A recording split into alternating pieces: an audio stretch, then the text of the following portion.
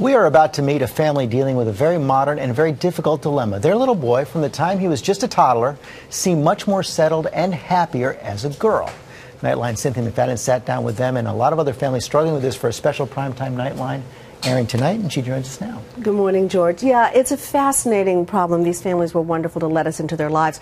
The question, what happens when the expression boys will be boys, just doesn't apply. Instead, you could say boys will be girls. We met a family in a small Ohio town who went on quite a journey when they had a son called Jack, who wanted more than anything to be a daughter named Jackie. Okay, let's take a picture of Jack. He was a beautiful, healthy baby boy. His parents, John and Jennifer, already had a daughter when little Jack came along 10 years ago. His proud father excited by all the things a boy and his dad could do together. Just like any father, I was looking forward to raising a boy and doing all the things that fathers and sons do, throwing the ball around and going fishing, things like that. But those dreams quickly faded away. Jack and his family live in a small town in rural Ohio, a place long on family values and tradition. But when Jack was just 18 months old, it became clear he was anything but traditional. Never anything that a boy would be interested in. It was always dancing, dress up. My boy was always in sparkles and pretty shoes.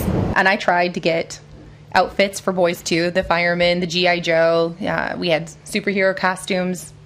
Never ever wanted to put those on. He adored the color pink and loved dancing in ballerina outfits and trying on frilly, sparkly tutus.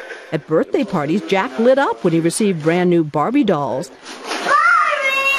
but tossed aside the toy trucks. His sister Sagan was the first to ask the question. I remember me asking her when we were little, I said, Jackie, do you really want to be a girl? And she said, yeah. The thought had crossed our mind that Jackie may be gay, and we were both okay with that. We didn't have any problem. I think Jackie was 2.5 to 3, and I started looking online just to see if I could find any information. And I found out what transgender was at that time, and I was kind of I wonder. In elementary school, life was already getting tough. Jack would get teased by other kids at school. They'd call him gay boy. And they had since first grade. Finally, a week after turning 10 years old, Jack, with tears in his eyes, said to his mother he had something he had to tell her. And I'm like, what is it? I don't know, it's not easy. I have to tell you something. I'm like, so I'm okay, tell me what you want to say. He was like, I'm a girl and I can't do this anymore. So, and I just, What did you say? I just say it's going to be okay. At first, they let Jack dress up in girls' clothes at home, but still sent him to school as a boy. But every day became a battle, until his parents, at a crossroads, made one of the toughest decisions of their lives, to let their son live as a girl. You don't use the pronoun he anymore. You've abandoned it. That's right. Right. So when someone you don't know comes up and says, how many children do you have? You say?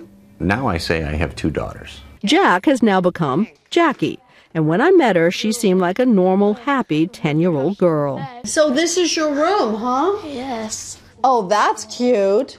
This is your fanciest dress, isn't it? Yeah. Yeah? Do you feel good in it? Yeah. A room full of pink, no traces of her old life as a boy. I don't feel like we ever truly had a son. We had a daughter that was unfortunately born in the wrong body. Miranda likes him. Her parents say Jackie has more playdates now than ever before. But some in the family still have reservations. I cannot accept that a 9 or 10-year-old can make decisions for himself or herself that will be life-lasting.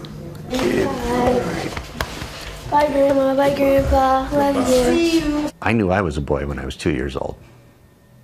I think everybody knows what gender they are at a very early age.